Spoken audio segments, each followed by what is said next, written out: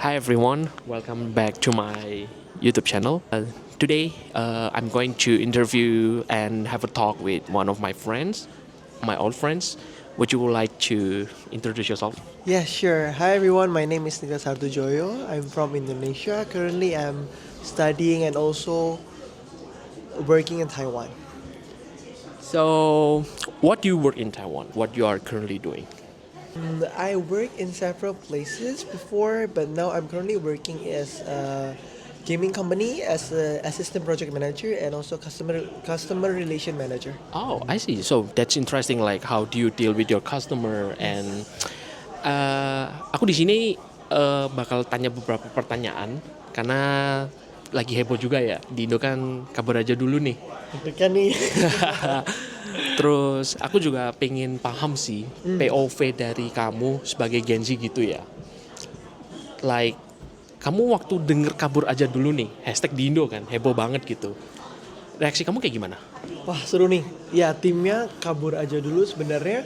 Kalau aku dengar kabur aja dulu sebenarnya itu sudah dari dulu gak sih kabur aja dulu? I mean like semua orang dari Indonesia mau keluar itu juga tanda kutip kabur aja dulu. Cuman I think it become phenomenon karena kejadian di Indo. Cuman kalau aku dengar kabur aja dulu lebih ke kita pingin dapat sesuatu yang baru, something new, either knowledge, either experience, atau kita mau get something new networking, makanya kabur aja dulu.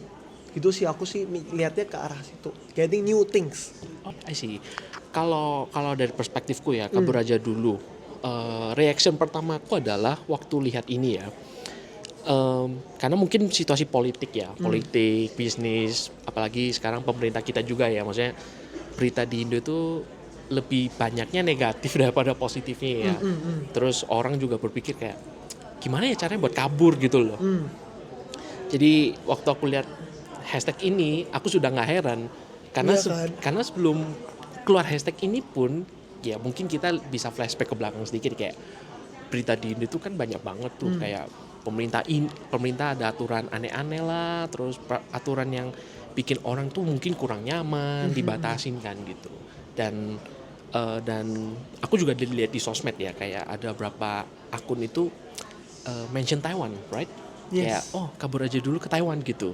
Tapi kan sosmed itu kan selalu berbicara yang positif kan, Yes. tapi nggak tahu realitanya, right? Betul, kadang di rapnya itu dengan yang bagus gitu, tapi kita nggak tahu in reality gimana. I see. Ya, kalau aku boleh bilang, kayaknya kita jangan pakai kabur aja, tapi ganti experience dulu aja. Menurutku itu lebih tepat. Kalau tadi berarti pertanyaannya kenapa aku kabur ke Taiwan gitu ya? Iya, kabur ke Taiwan Iya, kenapa? kenapa aku kabur ke Taiwan?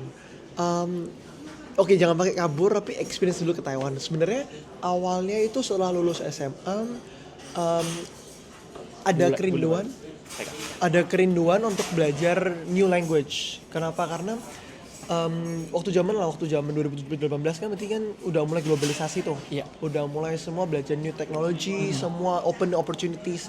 Terus aku melihat kayak banyak banget pengalaman kalau kita tuh bisa tambah linguistic like skill this side of English ya. Yeah, I mean karena kan absolutely. English kan soalnya sudah number one. Cuman setelah itu kita lihat oh mulai banyak company China juga datang. Walaupun waktu itu di Indonesia nggak banyak investasi China tuh. Cuman banyak banget pakai bahasa Mandarin. Jadi antara pilihanku at that time China atau Taiwan.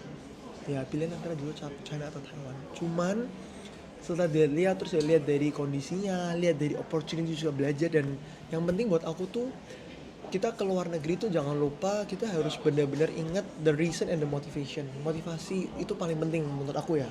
Menurut aku sih motivasi paling penting ya kok ya. Soalnya behind motivation driven all of our actions behind. Karena waktu itu aku juga mikir karena mau belajar bahasa and then I see even though China has a lot of potential untuk bisa explore dan macam-macam, aku takut itu jadi apa ya distracted, jadi terganggu.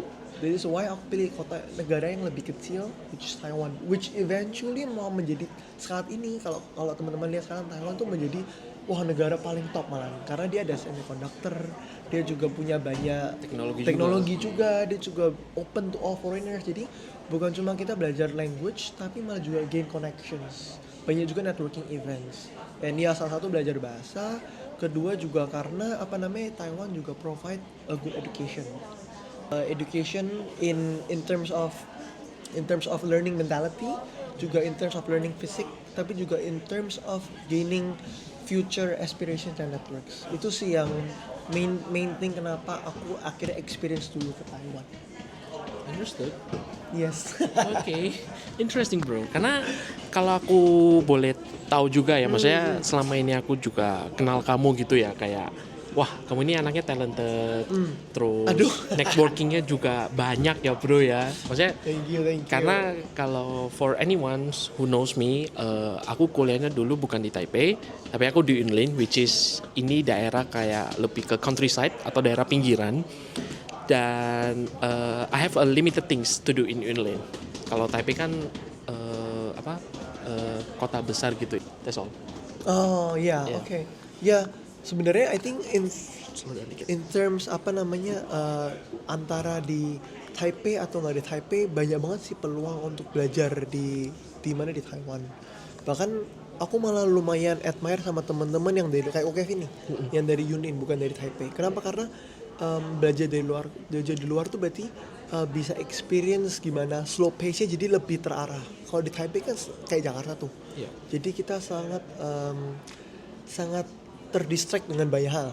Misalnya kita mau fokus satu hal tapi tiba-tiba ada mall baru, terus tiba-tiba ada mau networking baru, terus habis itu diajak ke sana ke sini, jadi kayak nggak bisa fokus di satu path. Nah biasa rata-rata teman-teman yang aku punya juga yang dari luar kota itu lebih terarah gitu. Jadi ketika mereka sudah nyampe Taipei, mereka tahu goal yang mereka ingin. Cuman itu jeleknya juga karena kita di kota Taipei. Jadi karena banyak distraction, jadi akhirnya kita nggak bisa terarah. Gitu sih kok. Kalau perspektifku sih bener ya apa yang kamu bilang ya. Kayak karena aku di Yunlin, nggak ada mall juga. Iya. Aku bisa bilang kayak mungkin shopping mall semi. Terus bisa lebih fokus lah ya. Maksudnya aku tahu tanggung jawabku apa, diselesain dulu. Yes. Terus pas aku ke Taipei, mungkin aku nggak merasa kayak kaget ya, kayak culture shock kayak Taipei kayak gini gitu.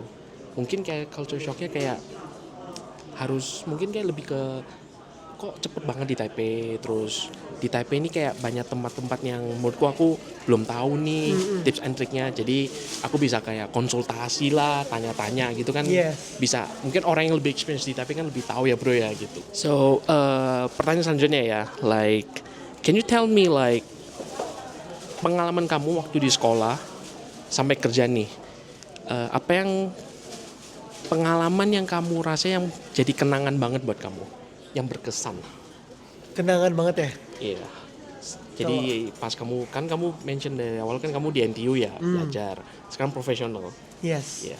Apa yang berkesan buat kamu gitu? Yang kamu belajar yang bisa jadi buat ke depan kamu belajar gitulah. Iya. Kalau untuk dari sekolah dulu ya. Boleh. Dari sekolah dulu tuh kenangan yang aku dapetin tuh adalah never try something that you are not good at. Always try something new. Karena di university itu tempat kita semua untuk belajar satu hal baru, and never try to expose yourself to something new. Itu sih kok, karena sama aku di university aku berusaha untuk menjadi too open, menjadi exposed dengan a lot of opportunity, menjadi ketua ISA, terus ikut acara-acara OIA, dan dari situ semua itu akhirnya akan membuka peluang-peluang. Nah dari situ yang akhirnya membuat aku bisa akhirnya belajar dan sekolah di NTU. Ya dari NTU pun juga, which is my first professional career, itu aku dapat handle job yang kita bantu untuk internship program. Jadi we open a lot of internship for students either dari Taiwan ke luar negeri atau luar negeri ke Taiwan untuk bisa experience how does it feel to work after graduations. Kita send students ke IKEA, Carrefour, TSMC, bahkan even Meta atau TSMC Jerman yang sekarang membuka TSMC juga di Amerika. Kita Yes, pun right. juga ada send student ke sana dan mereka juga ke sini untuk study the culture. Jadi the motivation itu untuk belajar, untuk know something new, dan juga untuk sabar ketemu hardship itu penting banget sih. Dan itu yang aku akan selalu terus bawa dimanapun aku pergi. Karena itu adalah the strong mentality yang harus kita pegang sebelum kita coba satu hal yang baru. Karena banyak banget distraction kok. Betul. Maksudnya kayak di Taiwan apalagi sekarang ada mall baru Lalaport. Iya. Terus habis itu Di Nangkang, right? di Nangkang juga ada yang baru. Terus habis itu sekarang Taiwan lagi FOMO, misalnya kafe-kafe atau TikTok gitu. Jadi akhirnya kayak kita banyak untuk orang Indonesia di sini yang pengen experience untuk menjadi fotografi, untuk menjadi untuk try something new, tapi kadang banyak temanku yang sharing kayak mereka tuh takut, mereka grogi gitu. Nah, jadi kalau misalnya ada university sendiri adalah punya platform yang strong untuk kita bisa belajar, mungkin setelah lulus kita ada waktu luang, kita bisa part time atau bisa open new opportunities. Gitu sih kok. Jadi kalau university ya, kalau aku bisa recap ya dari pengalaman kamu itu lebih menguatkan mental sebelum kita jadi profesional. Yes, bener banget. Dan lebih banyakin pengalaman, karena kan di universitas kan kita udah selesai belajar nih, bukan hanya belajar tapi fokus untuk cari pengalaman, nama-nama porto, nama-nama networking yang betul. kedepannya ya berguna gitu kan bro, yang maksudnya. Soalnya universitas itu, apalagi kita orang luar, kita masih tergiur untuk juga main-main sama anak-anak luar kan. For sure. Tergiur juga sama orang-orang Indonesia yang di Taiwan. For sure. Jadi kadang tuh fokusnya tuh bisa tershift.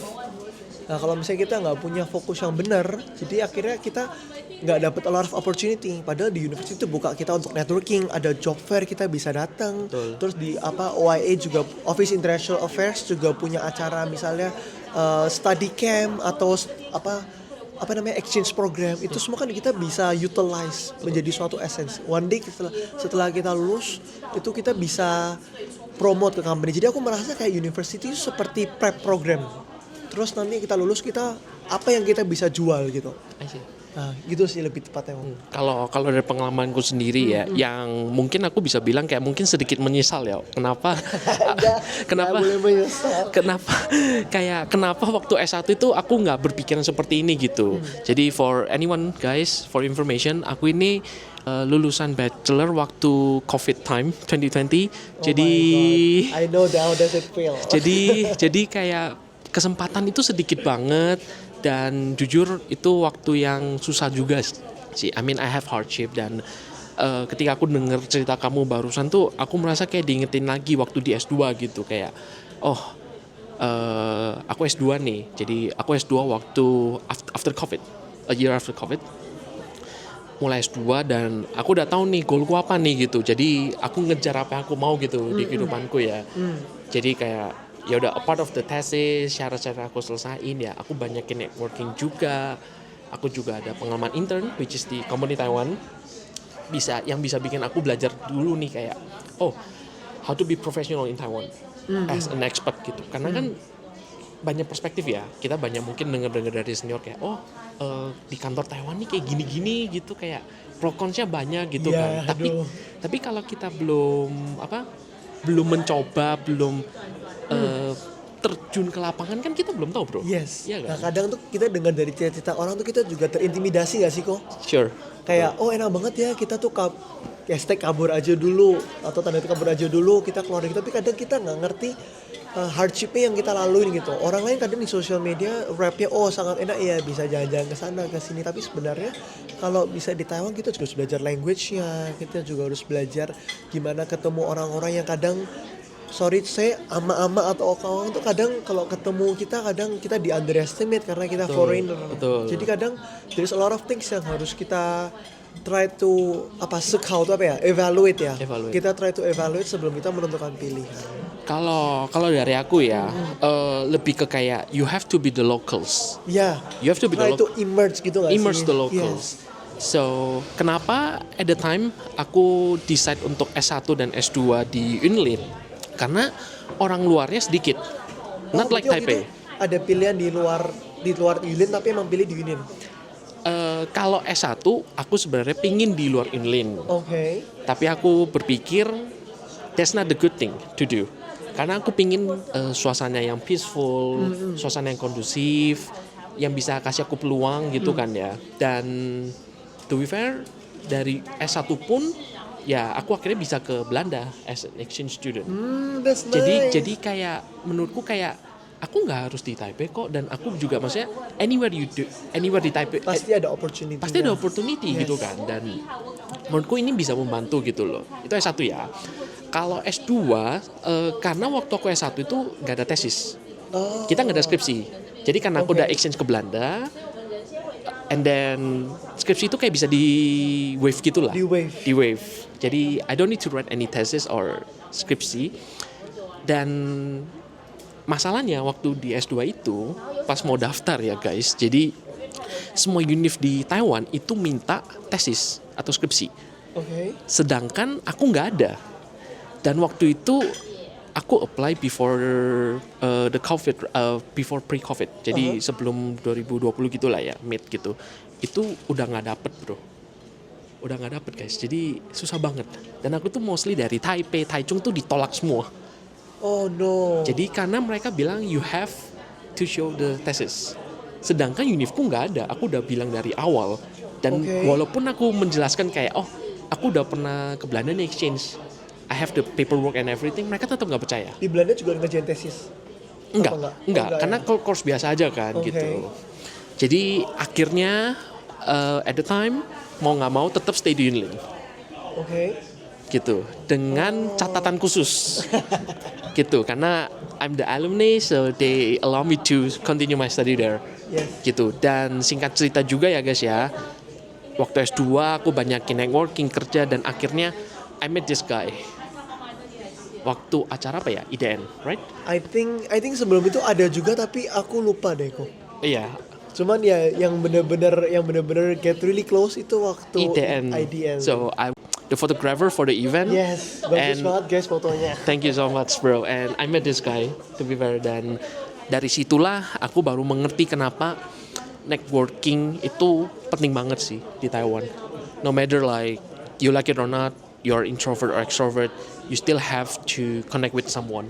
Yes. To get know, right? Kalau aku boleh add sedikit, yang aku juga pelajarin juga selama aku di Taiwan ini sama Nico, I try to make my own quote to myself. I think everyone needs to have that own quote. It determines that quote that you made for yourself. It determines what person you are. Aku merasa like life is a lifelong learner. Life is a lifelong learner guys. Jadi kemanapun kita pergi, kemanapun kita ketemu siapa, any kind of circumstances, any kind of experience yang kita ketemu, itu kita semua bisa pelajarin. Kayak aku ketemu ko Kevin, aku pun juga belajar banyak ko Kevin. Dia bisa foto-foto, which it's become an inspiration for me to one day make a vlog probably ya. Yeah, I wish. Tapi aku juga misalnya kita bahkan bisa, kalau misalnya kita ketemu orang pun di luar, kita juga bisa belajar kebaikan apa yang kita bisa juga patut yang kita bisa tiru. Jadi like those things, everything that encounter in our life itu semua bisa dipelajari. And I want to add something from yours, like what you have received, you have to give back to community, right? Yeah, I think that's very true. Karena menurutku orang perspektifnya gini, kabur aja dulu itu mungkin untuk diri sendiri, tapi lebih ke personal nggak sih? Lebih personal, right? Yes. Gitu. Tapi apa yang kamu pelajarin di luar, you have to apply to the society. Giving back to the society. Yes, gitu. benar-benar. Aku setuju banget sih kok. Because I mean, going to a world that is full of technology right now and globalization, semua menjadi a bit selfish if I can say. I'm not saying people who's there yang probably bilang mereka not selfish, but just to be honest, everyone pasti pingin keuntungan untuk diri mereka sendiri. Betul. Kan. But realizing to return back and giving back to the society itu jarang banget sih aku merasa. Dan aku merasa ya, mungkin konten-konten yang orang jelasin di shorts, di TikTok tentang kabur aja dulu itu, mereka lebih menjelaskan kayak di negara A, B, C enaknya ini gitu, bisa ngapain aja. Tapi belum tahu the side effect. Atau mungkin lebih bisa dibilangnya kayak, kalau kamu bisa stay di negara ini, pro kontra apa? Itu kan nggak dijelaskan. Jadi social media is like, for me, is like bisa membantu atau bisa menjerumuskan. It has two sides of the coin, right? Two sides, ya. Mereka selalu punya two sides. I agree kok. Dan aku juga kadang waktu aku lihat yang video-video itu kabur aja dulu, sometimes I try to evaluate kayak, instead of you pointing out why you want to kabur, kenapa? Why won't you reflect?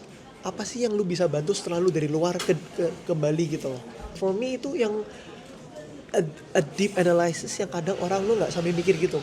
Like one day, I mean, eventually kita semua orang Indonesia, kita selalu ada term ya kalau Indonesia di sini tuh pada saatnya semua juga akan pulang. I mean, ya nggak bisa selama ini kan selalu di luar negeri kan. Betul.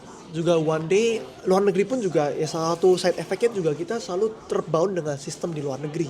Because we are not a citizen, and then even though we can be a citizen, tapi rasanya tetap beda, feel homey-nya tuh beda. Jadi let's try to use this moment to also reflect kira-kira dari setelah kamu experience di luar negeri nih, and then what can you do setelah you pulang. Probably you can get more either connection di Indo, atau you can probably get good more kindness di Indo, and then kamu bisa jadi inspiration buat orang lain juga sih. Dan tambahanku ya, karena di luar negeri itu menurutku kita sebagai paspor Indo ya, as now, menurutku dari POV ku ya, paspor Indo itu menarik sih buat aku ya. Karena gini, kita itu diajarkan kayak mindset.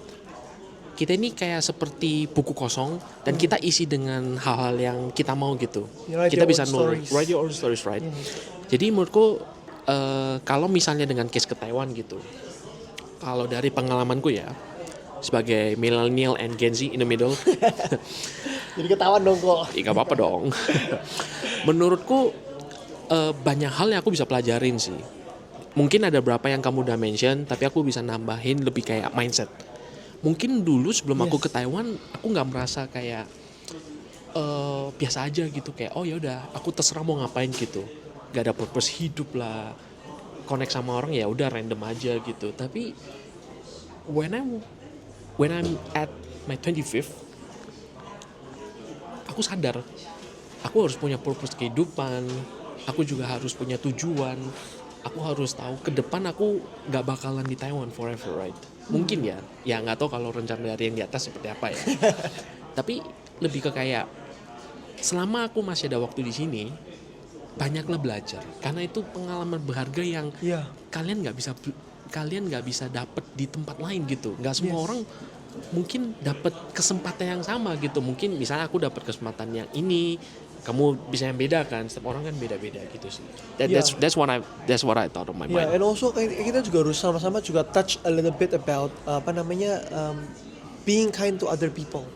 And bring peace gitu. I mean, kita selalu bisa kok learn something. Like aku kenal Ko Kevin pun juga at the time Ko Kevin cuma bantu sebagai fotografer. Right. And then I never know another part of Ko Kevin, ternyata dia juga punya longingness juga untuk try something new and be like buat konten ini kayak gini.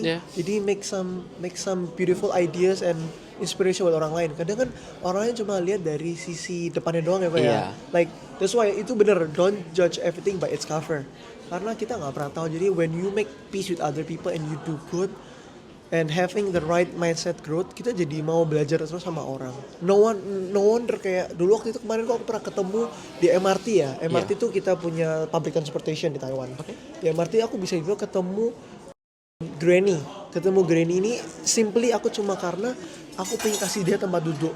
Apparently not long after that dia add line aku, terus being able to be invited to her house celebrate Chinese New Year. Padahal kan kita orang kalau misalnya di Indonesia kan Chinese New Year dengan keluarganya. Tapi aku mendapat tanda kutip keluarga kedua karena aku diundang sama oma-oma yang aku cuma kasih kursi di mana di MRT. Like you just met the strangers. I just met a stranger and then she invited me to her house and I felt the warmth of a family in Chinese New Year. Jadi kayak wow, nggak pernah expect kalau misalnya one day bisa experience menjadi lokal yang tadi aku bilang. Menjadi lokal untuk masuk ke rumahnya, terus melihat budayanya sendiri. Kira-kira Chinese New Year, the real budaya Chinese New Year tuh di negara Chinese itu gimana. Jadi like a lot of things that you can learn. I'm impressed with your story, man, because not everyone got this kind of stuff. Mungkin kalau dari aku ya, I mentioned local things. So far yang aku alamin semuanya itu lebih kayak ketemu orang Taiwan langsung. Jadi because at the time I was student and now I'm professional kan. Jadi kerjaanku itu lebih banyak ketemu orang Taiwan.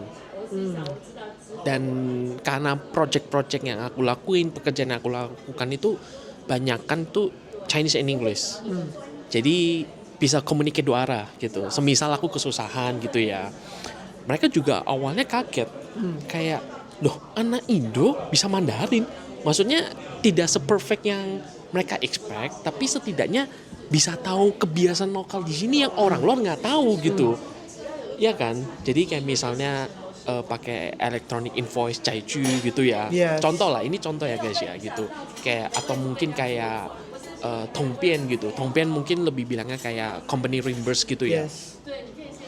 Itu orang-orang juga kaget yang aku ketemu. Oh, oh kamu orang Indo gitu, oh udah berapa lama di Taiwan gitu. Jadi kayak some people caring and they still like asking me about my condition, juga pingin tahu apa yang aku lakuin juga gitu, dan mereka lebih appreciation in Kalau my aku opinion. boleh tanya nih kok, Ya, Kau bilang kan Koko tadi banyak ketemu orang Taiwan. Iya. How can you voice out your expression? Maksudnya banyak orang dong, maksudnya I think banyak orang juga ngalamin kayak ketemu stranger tuh mereka pasti takut. I mean not in terms of introvert extrovert ya. Iya.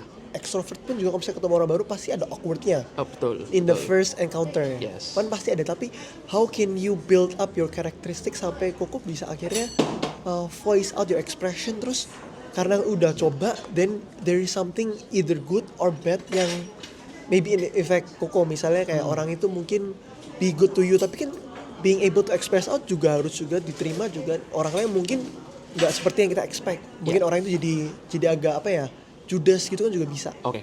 Like how do you build up the character and how can you voice out? Thanks. Gantian aku yang interview guys. Thanks for this question. Yeah. Kalau menurutku pertama kita harus lihat orang dulu ya. Karena orang di sini tuh sifatnya beda-beda. Dan kadang-kadang nggak bisa ditebak. Dan you ask the first expression or impression ya. Menurutku first impression or expression that I can do to connect with the locals, itu yang pertama adalah how do you speak, how do you behave. Itu pengaruh banget di mereka. Oke. Jadi cara kamu bersikap, cara ngomong, karena dari situ mereka kan tahu nih, oh orang ini nih kayak gimana nih. Kalau kamu misalnya ya do something good dan kamu maksudnya mungkin ada hal yang nggak ngerti, bener-bener kamu baru tanya, ya mereka nggak akan merasa terganggu gitu loh. Tapi semisal kalau kamu misalnya do something yang kamu mungkin kayak kurang baik lah di mata mereka, atau mereka berpikir loh kok orang luar kayak gini ya impressionnya ya gitu ya, jadi mereka akan kayak lebih menjauh dan cuek gitu, lebih dingin lah, jadi kayak hot and cold gitu. Iya. Berarti first observe. Kita harus observe. Ya, I Observe. think that is skill yang kita harus belajar. I mean, being observant is very important. Ya, aku juga ngaramin sih kok. I mean like kita juga nggak boleh sembarangan dong. Misalnya like juga harus lihat kondisi orang itu. Kalau misalnya kondisi orang itu lagi kurang enak diajak ngomong nih, ya jangan tiba-tiba peras gitu gak sih? No, you cannot do that. Observe. Cannot do that. Terus kedua, after being observed, kita harus belajar untuk bisa be behavioral acts. Yeah. Juga harus bisa present yourself good. Tapi ya kalau aku boleh tambahin kok, maybe ketiga tuh yang menurut aku yang paling yang behind everything tuh kita have to have a positive mindset. Ya, being positive to everyone itu juga penting sih. Karena I mean like kalau kita nggak positif, kita tend to be negatif kan. Semua pasti negatif. Jadi Betul. akhirnya nggak bisa make terobosan baru gitu. Yeah. Selalu negatif gitu That's pikirannya. true. That's true. Ini mungkin the last part ya. Yes, sure. Ada pesan-pesan nggak buat Gen Z yang mungkin di Indo yang berpikir mau kabur aja dulu? Do you have any message for them? Sure. I think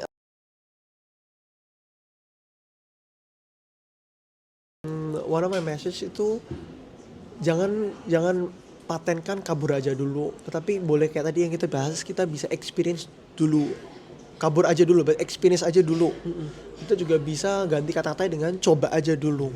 There is nothing, nggak ada ruginya kok kalau misalnya kita coba satu hal baru. Even though kalau misalnya itu nggak turns out to be what as we expected, tapi itu pasti reverse ke kita sendiri. Betul. Lu misalnya kita semua belajar something new, kita belajar apa online courses and so on. Terus ternyata kita mau S2 tapi apa yang kita belajar di online courses kita nggak kepake. Tapi kan itu toh nanti waktu when you are doing in your PhD atau mungkin kerja itu bakal kepake juga. Jadi a lot of things like in blessing in disguise yang kadang kita nggak acknowledge gitu. Sometimes kita cuma, dan juga terakhir nggak appreciate. Itu sih I think one of the reason behind kabur aja dulu, karena mereka tidak appreciate dengan yang mereka punyai gitu. Jadi first coba aja dulu atau mungkin experience aja dulu, being appreciate, sama terakhir lifelong learner, harus punya hati yang terus mau belajar, mindset yang terus belajar, terus kemanapun kita pergi pasti ada satu hal yang belajar. Atau mungkin boleh deh dibuat notes, hari ini aku belajar apa, tiap hari itu bisa dibuat gitu. Kalau nanti setelah 1 month itu ada implications. Aku kemarin baca buku namanya The Atomic Habit, pernah dengar buku itu? Pernah, ya. Atomic Habit itu ada yang bilang kalau improve 1% itu bisa apa ya, Accumulate. accumulate sampai begitu banyak improvement. Nah kadang ada orang cuma 1% terus besok bolong-bolong. Lebih if you trying to be consistent with what you do, 1% pun itu nanti bakal jadi 3. Kalau satu tahun berarti 365%. Yeah. Over than 100%, it can be a new person. Jadi like always try something new and have a positive mindset. That's all from me. Oke. Kalau dari aku, yang aku belajar dari Nicholas juga Gue belajar banyak dari Kevin, sebagai Gen Z di Taiwan as student and professional, and I knew this guy for a long time, but we haven't met each other like today karena kita only acquaintance gitu ya. only acquaintance or event. Yang pertama, your mentality itu harus kuat ya. Yes. Karena kalau nggak kuat, berat sih buat aku ya, atau buat yang lain juga ya. Kedua, like you know what you want to do and your purpose in life. Kamu punya tujuan, kamu punya sesuatu yang kamu pengen dapat, yang pengen kamu keep for your live long, your life forever gitu. And then kalau dari aku buat hashtag kabur aja dulu ya. Lebih untuk teman-teman semua ya, menurutku bisa direncanain dulu deh. Misal ya, mau keluar negeri nih.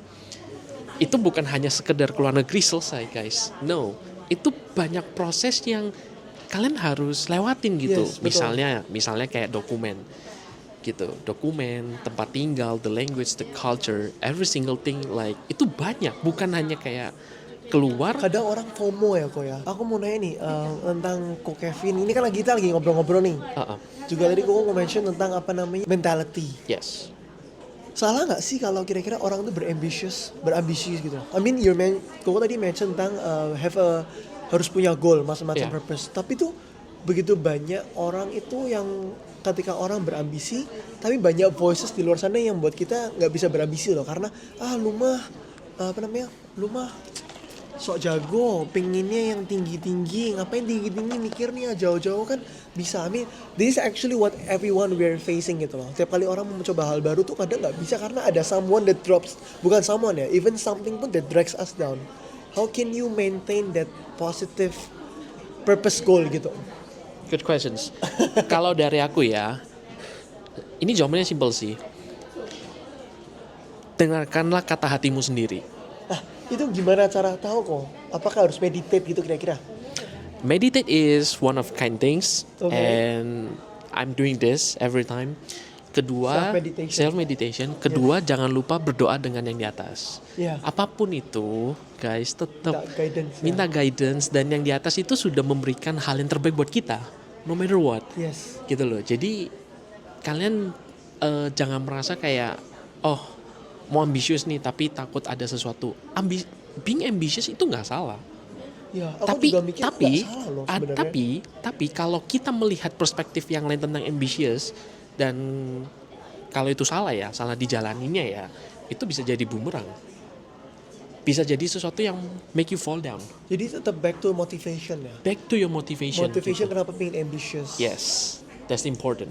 Yes. Karena if you know your motivation, no matter outsider or anyone talking about it, just follow your motivation and follow your heart. Tadi gue bilang follow your heart, berarti apakah berarti kita juga believe in yourself dan juga try to tidak terlalu dengerin kata orang ya? Filtering tadi yang tadi aku mention filter. Ya karena kita tadi ada ngomong juga tentang punya hati yang belajar, lifelong learner pun kita juga harus juga bisa mendengarkan orang lain. Being humble is difficult. Are you agree? I agree. Being humble is difficult. Being low profile is hard. Being low profile is very hard. Dan you know like social media. Yeah. Anyone can see what you do in your life. Tapi orang tidak akan mengerti apa di balik belakang kita sebenarnya. This is harsh guys. This is truth of social media nggak sih? Yeah, this is very truth. Iya, karena orang cuma mau lihat yang di luar tapi nggak mau tahu yang even they don't want to try to understand nggak sih? That's true. What they want to see is just the outer part tapi they don't want to understand di dalamnya. Iya sih kok bener. I think sharing hari ini belajar banyak. Even though ini out of the script. Banyak out of the script gak sih kok? Banyak out of the script. Ini banyak out of the script, but we try to Dan kedua jangan FOMO ya guys ya, karena kita kalau mau keluar negeri nih semua itu harus diplan. Iya. Gak bisa kayak. Gak usah luar negeri aja lah. You try to misalnya jalan domestik, pergi domestik ataupun kita try to do something new kayak Koko sekarang bikin konten gitu, Iya. ada plannya kan, Ada ada planning prosedurnya. juga, iya. Itu kayak kalian harus menjalani proses itu. Dan itu tuh nggak bisa kayak, oh udah gini aja. Nggak bisa instan. Nggak bisa instan. Jadi you have to do something by process. Kamu harus bisa menghargai apa yang kamu jalani setiap hari, seperti yang dia mention in the Atomic Habits book gitu. Dan yang terakhir juga menurutku, jangan termakan dengan info di sosmed yang Ya. selalu bilang kayak, oh di negara ini enak nih, misalnya di US, misal di Europe, atau misal di Taiwan gitu ya. Guys, kita mention in this video bisa dua koin, either negative or positive. Dan kalian juga harus bisa filtering. This is important. Ya, benar, filter. No matter in your work, no matter in your study, apapun yang kamu dapat info itu harus bisa filtering. Yes, so true. Being real, Being real ya. this is important. Being real. Being real with our sharing, and semoga nggak apa ya, nggak insult any kind of entities ya. I don't insult anyone. This conversation purely for educate everyone and sharing what we are doing in Taiwan. I'm living in Taiwan this year Yeah. for 10 years. You are 10 years already? This Oh year, my. 10 years in summer, in July, Wow. in June or July. So Okay, that's very I'm long. going I to be thought 10 you're years. just like 5 to 6 years. No, I'm 10. Oh, you're 10. I'm bro. 10 years. Lebih senior guys. No, guys, he's still guys. Yeah. No. Thank you very much, Ko Kevin, for your time. Thank you juga buat Nicholas juga willing to I'm have very this honored. conversation. I'm very honored, Ko Kevin. Thank you and see you guys around. See you. Bye bye. Bye bye.